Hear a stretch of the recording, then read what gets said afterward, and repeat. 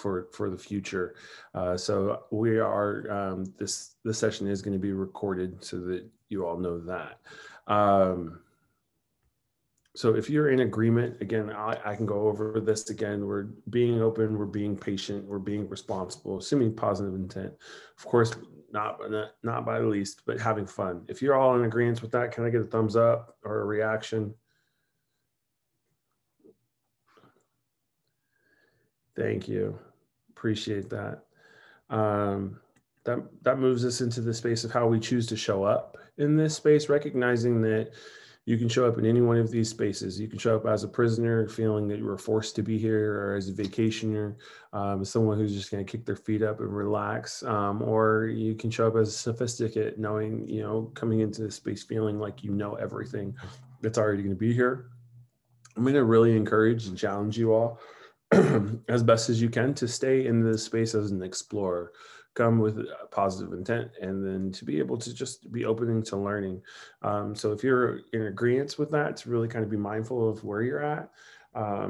Another thumbs up for me would be awesome. Challenging you all to show up as explorers, if at all possible. Perfect. Thank you so much. So our agenda, here is our agenda for today. Some intros, welcomes, the agreements, going over the agenda now. We'll be doing a bit of a grounding and a check-in. We'll speak to what the quality standards are. There are two different forms. We'll then talk about what we've been doing with the standards during COVID. And we'll have some small group and large group discussions. And then we'll have some time for reflection and questions. And then I'll make sure to share with you the evaluation and all the resources that you're going to get to go home with today. So hopefully that is okay with you all. And this is where I'm going to actually hit the pause button, really kind of on the format. We have such a small group that I may not do as many breakouts, just because I think that in this space we will collectively will be able to share. So quite honestly, what I may do is after we do our grounding, I'll continue to share the slides, but we'll just kind of make this more of a conversation. I'd like to hear what brought you into this space and things like that. But I'm going to lead us. I'm going to go back to a screen share so that we can do a grounding meditation, and then invite you all. We'll just kind of do a little bit of a check-in after that. How's that sound for everybody? Work? Okay, cool. And give me just a second.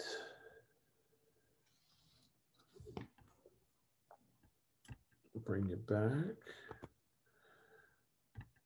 All right. There is my screen share.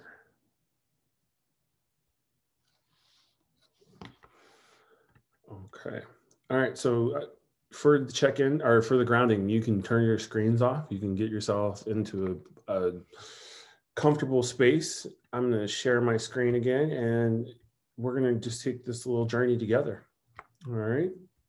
See you on the other side. Okay, now we're going to do something very interesting.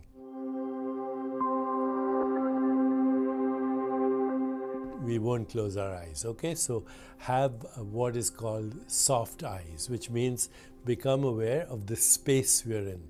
Don't focus on me, although you're aware of me on your screen, but actually I'm in your consciousness right now.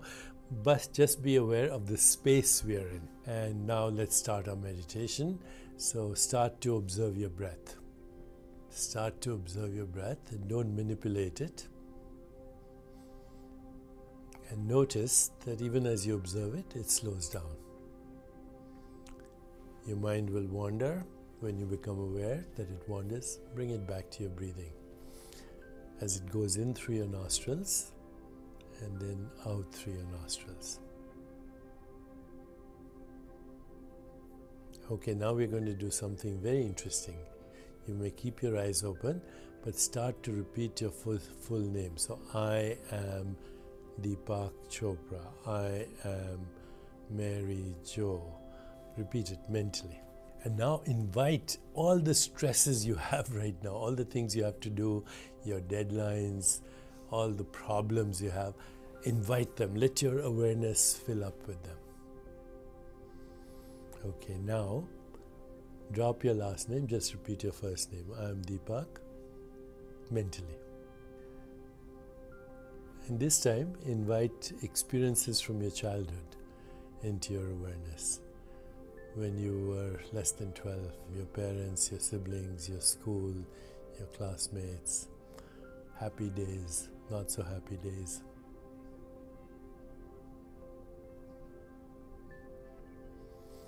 And now drop your first name. Just say, I am, with no labels attached. I am. Let memories and thoughts fade.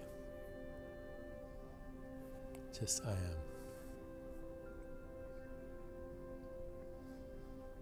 Now if you want, you can replace I am with aham or om. Just a sound. No associations. Let's do it for a few seconds. Aham. Aham. Now even let that go. Sit quietly and just be aware of being aware. This is our ground state before a thought arises, before a feeling. It's who we really are, a field of infinite potential. Rest in being. Rest in awareness.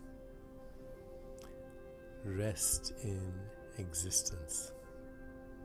Just be. Okay, before we come out, feel all the sensations in your body. I hope you're feeling a little refreshed.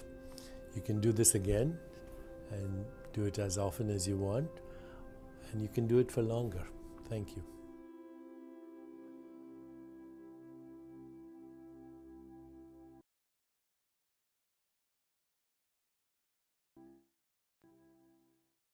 Do you sometimes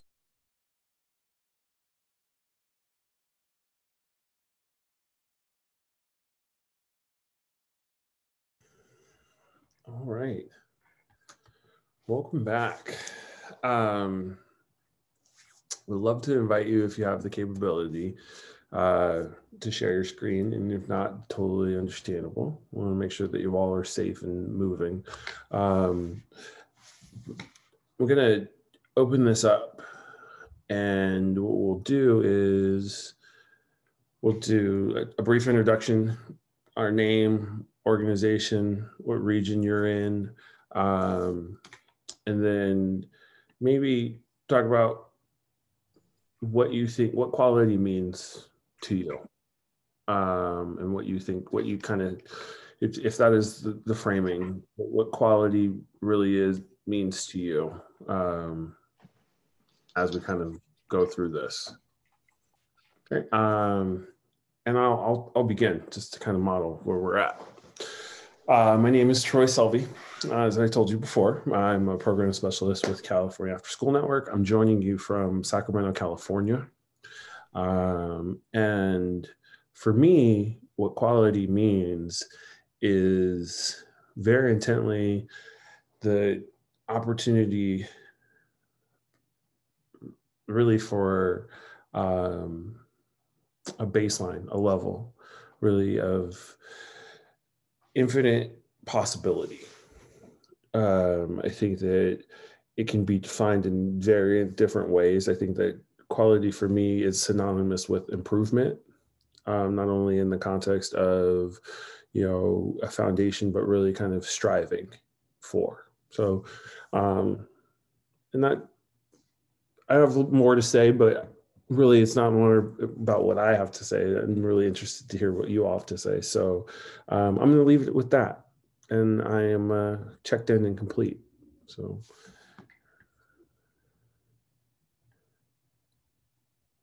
Callaway, totally understand. If you want to drop yours in the chat, I'd be happy to be your voice for you. And is there anybody who would like to share? Can you guys hear me? All right, maybe I'll start off. I'm a new employee with the San Leandro Boys and Girls Club, and quality for me is simply put, availability. Really, to your point, intention behind everything that you do with and consistency, but also availability.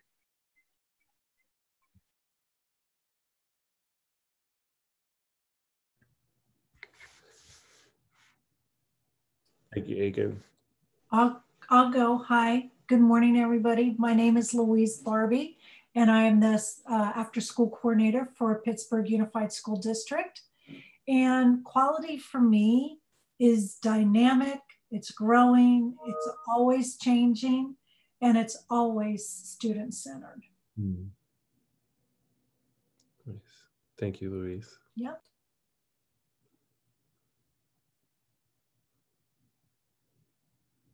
I'll go next.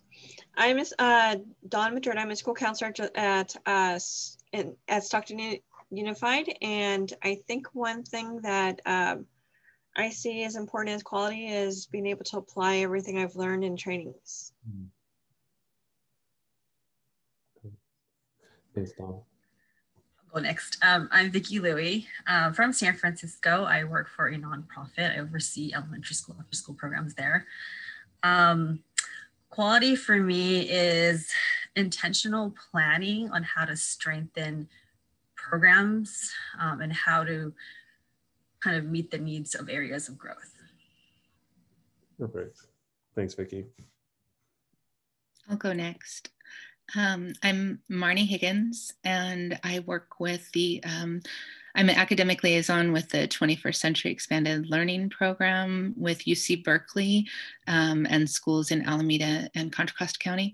And I guess I see quality as a constant self-improvement process that we're working towards. So always analyzing and looking at what the next best step is. Perfect. Marnie, thanks for sharing. I can go next. My name is Tammy Hernandez. I work with the Boys and Girls Club, and quality for me would be definitely having good experiences and constantly learning about everything around us. Thanks for sharing, Tammy.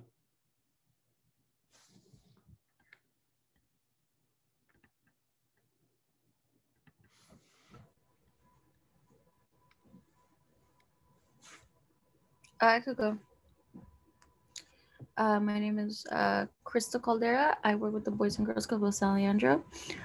Quality for me is probably showing and working hard for the great experiences for the students, for the kids, because we are guiding them. We are their role models. So we show them good guidance and great experiences. I think that's great quality because they do learn of the outcomes.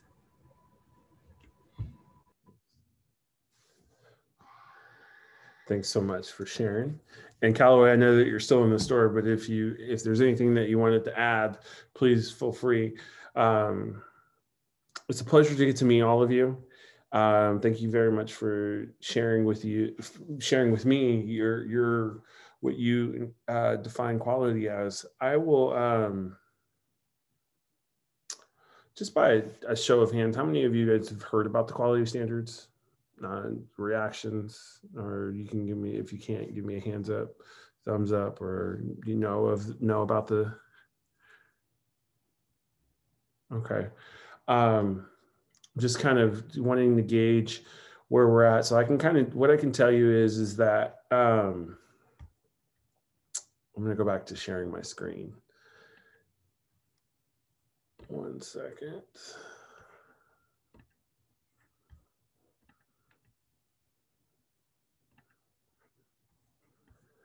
All right.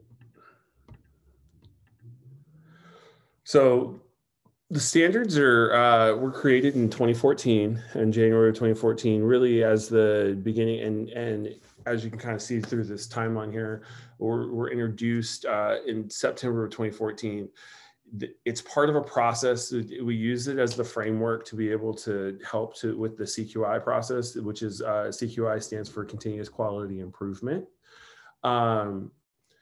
This is what the standards look like. I will make sure that you will all get a link to access the standards so that you will have a copy for yourselves. And if ever you need a hard copy, by all means, feel free to email me and I'll make sure that we send you out some. We've done that in the past and we still have the ability to do that even now dealing with COVID.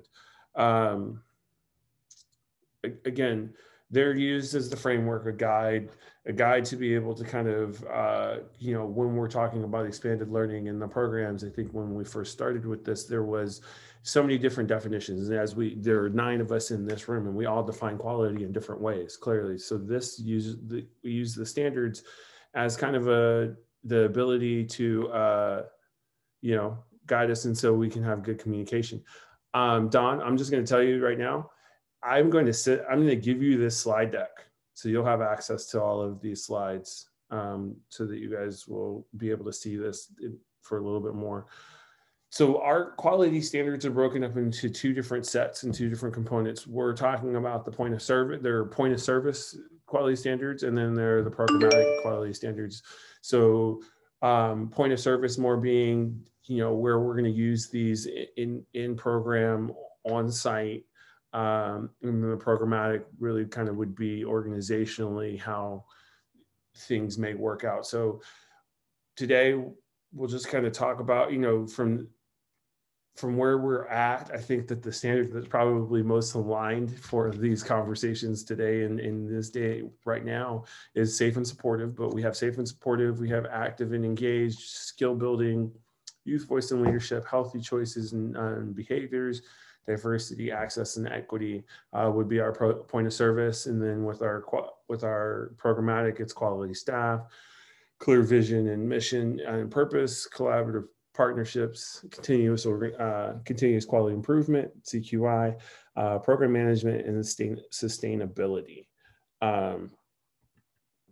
All of the standards are broken up into 3 different components. Really the programmatic, the staff, and the participant really kind of being the kids and the students who we engage with. This is not, although it is kind of set up in a top down, we believe that really it goes from the bottom up. Like if you're really kind of if you're focusing on the participant, you're really going to be able to hit staff and programmatic level for quality. I'm going to stop there. Stop sharing. So that's just kind of a baseline and framework. I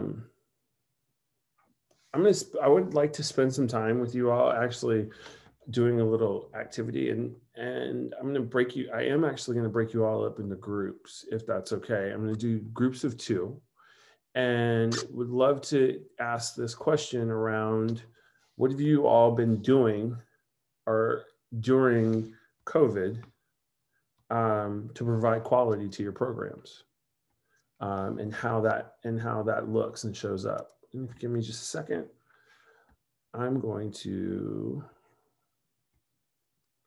drop in the chat here a reflection sheet. Did everybody get that? So recognizing that Callaway is in the store still, so I'm hoping that I'll pair you all up in groups of 2, and we can whoever is with Callaway can capture his voice for us, if that's not a problem. I am oh, I may have lost someone. Oh. Not sure who we lost, but I'm getting ready. I'm going to open the rooms and we'll do rooms of 3. Okay, so you either be with 2 or 3 other people. In the reflection sheet, you just use if you scroll down, there are multiple sheets for the breakout rooms. Okay, and we'll see you back. We'll I'll give you about 15 minutes and we'll come back at 11:45. Okay? Any questions? No? All right. We'll see you all back here shortly.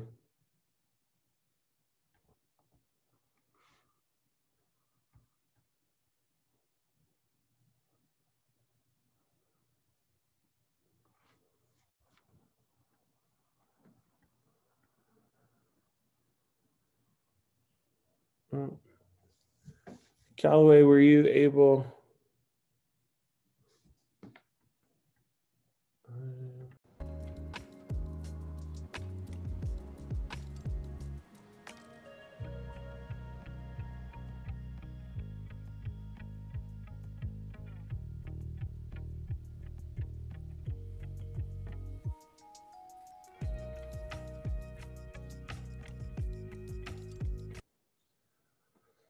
Welcome back, everyone. I think that we got everyone back.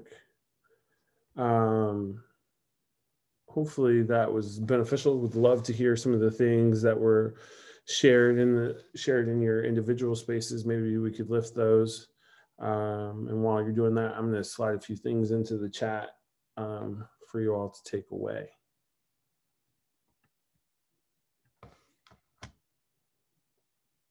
Anyone care to share? All right, Crystal. I was with Callaway, which helped me a lot to think of a different perspective. He did mention about how do we reach the students' state standard? Like, how do we meet like the state standard goals to the students? Because a lot of kids do learn from different speeds. Some are visual learners. And I'm a visual learner, honestly. I don't know about you guys, but visual learner for me was like easy. Yeah, right. So he also said about how the state standards sometimes it scares the teachers because, oh wait, sorry. The state standards also scares the teachers sometimes because of their fundings. Their funding sometimes, they have to meet a certain point of the state standard, like, okay, you guys have to do these, teach the kids this and this. So sometimes the teacher rush it or they try to meet that goal as soon as it can. That causes that they leave their compassionate out of it, of their teaching. And the kids could notice that, like when you teach a kid, they could see how you're feeling or you're in the same class. They're like, oh my God, the teacher's super excited. I can't wait for today. But if they're like, okay, you're doing this and this and this, what happens to the kids? They get bored, they get frustrated, they lose interest. And we don't want them to lose interest because that's why we're here to help them. And they lose interest when not doing our job, honestly. And also, let's see. We did also talk about, he's also an after school program, so we did talk about after school program, how the math changed suddenly. Like, I think these last few years it changed. So when I was going to school and math was different, it's much easier. Okay, you just times this and this. But now the kids have to do the state standards differently now, right? They do a chart. And I don't know how the hell you do that, honestly. And so the teacher let us know, I'm like, no, the kids can't do it like this. They need to do it this way, which is a longer time, which takes twice as long, which gets them twice as frustrated, which is hard. Mm-hmm. You know, we do understand that teachers are trying their best. We do appreciate it. We really do. But sometimes they need compassionate. They need positivity. And especially with the kids who are different type of learners. Like I said, I'm a visual. Those who are not visual, great, but I'm a visual and I need help. So yeah. Sounds like there was some rich discussion there. Yeah. Callaway, I don't know if you want to add anything to that or if there's anyone else that would like to share some of the things that were shared in their space. Yeah, I can just add something. Crystal did a great recap of what we talked about, and the question I posed is how do we go about meeting the standards without, you know, taking the compassion out of our teaching and our understanding, and how do we help students who are below the standards to reach the standards without making them feel frustrated? Yeah. That's a good question. I think what we could do is just like Crystal was saying, be positive and really be uplifting. And you know, it's like a mind shift. You kind of have to go from their distraughtness to kind of pumping them up and really just building them up, and you know, kind of constantly reinforcing that, hey, how are you doing? And you know, those check-ins are good, as we discussed in our group. And so you know, just kind of trying to get a feel for where they're at emotionally, I think is a big one.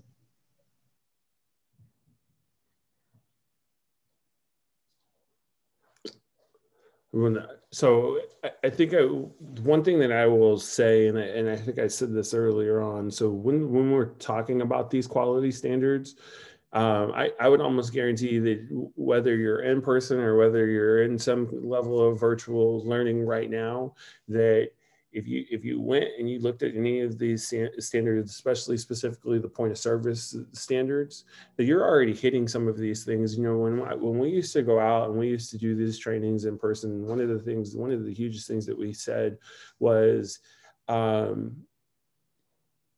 if you take away, if you scale away the definitions and things like that, and I went into your program, I could probably show you where you're creating safe and supportive, because you're greeting the kids every day. You're you know, or you're making sure that the light bulbs are, you know, or the door fixtures, you know, things like that. So, or, you know, your healthy choices and behaviors, you're modeling that by what you bring in. You know, you're drinking water, you're modeling that for them, for the students in your classroom, or, you know, how we move and interact virtually here, you know, that's a model. So these standards really are set more for a framework. And so in the context of what I'm hearing you all say about, you know, how do we get the standards to meet the kids? I think that what it is ultimately is, the answer is simple. Continue to keep doing what you're doing. Use these standards as alignment to the work that you're already doing. And that's the cross sector, because technically this is just so that it's a common sense, it's a common sense book. You know, common sense is the practice that you're practicing, but this helps you to be able to define it to, you know, so that we're all speaking the same language. Vicki, I think I see you want to say something, so I'm gonna step back. And no, I did what I can, I guess. You know, we talked a lot about just connecting this time. It's super important on, like, when you talk about safety, it's like, how are we going out of our way to connect with people, and ensuring that, and reminding them that, hey, we are human, you are human, we are in the same space, we are COVID times, none of us wanted it, but it's here.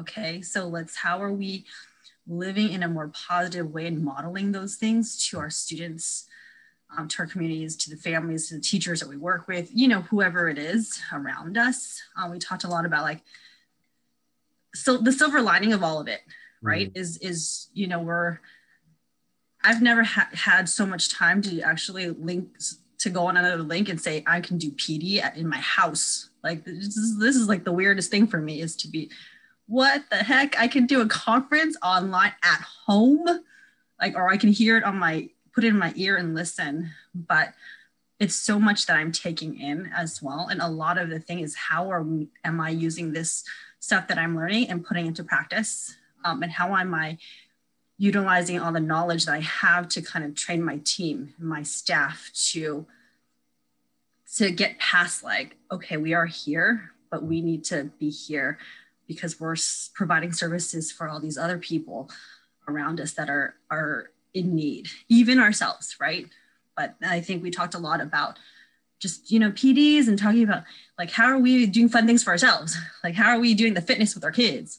How are we going push-ins? In San Francisco, we started to do push-ins with our teachers, you know, going in like, hey, so-and-so teacher needs help with just like a breakout room about reading. Like I've had staff, I'm like, hey, I'm going to send you to a class with so-and-so teacher because she needs some support. I'm like, and my staff is like, yeah, I'm going to do that. We're just reading a book with the students and then really like chatting it out. Like, hey, it could be a 10 pager and doing debrief questions and just closing it out like, hey, we can still do this together, you know, and that's kind of a lot of things that we're doing on our end and having Spirit Fridays. You know, I just got an email from a teacher. She's like, we're going to have happy hour on Friday. I'm like, I'm there. Who's going to be there? I'll be there. I'll put on my hat, whatever spirit you want me to do. And I'll play the music, you know, and that kind of stuff is really trying to keep us all together and just reminding us that there are safe spaces and safe places and ways to actually get to, it's not going to be what it is before because this is the times, but we have to really just to own it and acknowledge that, hey, this is the COVID times. We're not getting out in another 2 months. It's been a long time. So we don't know when we're going back out, but we're here. So let's just kind of make the best of whatever it is because people are already been hurting for a long time and they're still going to continue to hurt. And we get that. And chaos, dude, we know what's happening in our country. Okay. So, and in the world. Let's just do what we can to just keep it like, okay, let's keep it together. So if we can model how we can try to keep ourselves together and how that safety net of people in our lives, and just kind of project that way. I'm big on looking forward with my entire staff and my team. Like, hey, we gotta look forward and just keep it together as much as we can. I mean, I don't know. Well said, Vicki. I appreciate you sharing. I mean, I think that this is you know, a time where coming together and connecting is a huge asset for all of us, especially we go from that face-to-face interaction to now everything's virtual, you know, and even still through this, like we're able to connect. I think that is huge, a huge point and lift. And I just want to say that I am truly grateful to have had this opportunity to connect with the 8 of you or the 7 of you in this space. You know, recognizing that I didn't wake up this morning knowing that I was going to get a chance to meet all of you. And I feel better for meeting all of you, and grateful for hearing some of the stories and the things that you all are doing. I want to implore you to continue to keep doing what you're doing because you're making a difference. I know that it may not always feel like that, but you really are. I wanted to also share, I did drop into the chat, the slide deck. You have access to the slide deck. I dropped the reflection sheet in there. I know that it looked like there were some of you that kind of were dropping some things in there. That really kind of will be a resource for all of us in the space to utilize. And then there is an evaluation for this session. I really, again, can't thank you enough for spending some time with me today, and just open the space to maybe share one thing that you're leaving with, or one reflection after spending some time together. I guess the question, is there anything that you're leaving with? So maybe focus on my part. So it would be helpful to focus on student engagement, like really being interactive and really, really trying to connect with the kids. Mm-hmm. Perfect. Thanks so much for sharing, Dawn.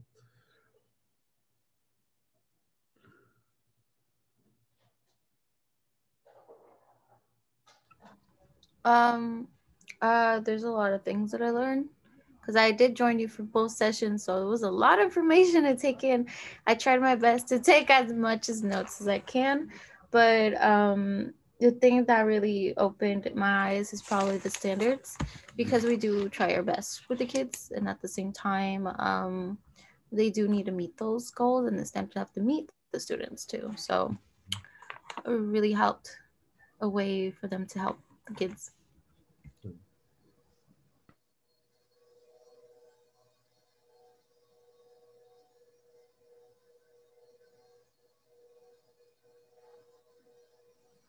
I think same for me, and actually to just piggyback and just to like, how am I going to continue to connect and engage people? You know, 6 months ago it was like, okay, I could do this. Now it's like, I don't know, month 8, whatever. I don't know. Just to hear, I think it's been just useful to hear other people with me on this journey. Yeah. We're all in the same storm. We may be in different boats, but we're all in the same storm. I think that for me, what I'm going to take away is just resiliency. That you all are some resilient people who are doing some amazing things, and I'm just grateful to be able to support the work however I can. So that is what I'm taking away.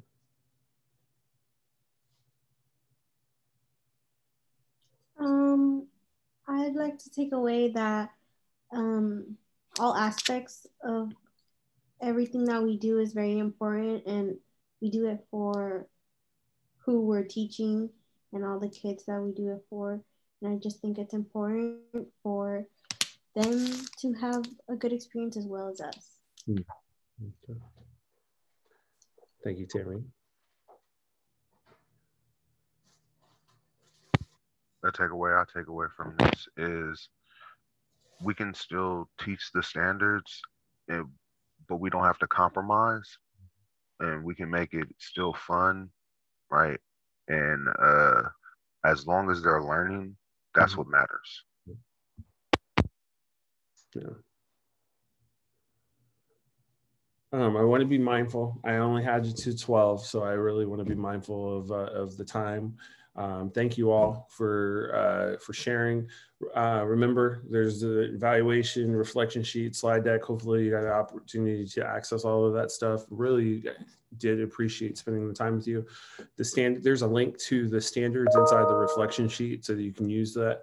And one bit of information, as you go through this, when you begin to build plans with these standards, focusing on one standard is more than enough. Okay, so just kind of wanted to put that out there. So thank you all for your time. Really appreciate it. So have a wonderful day. Thank you. Thank you. Thanks, everyone. Take care. Bye. Care.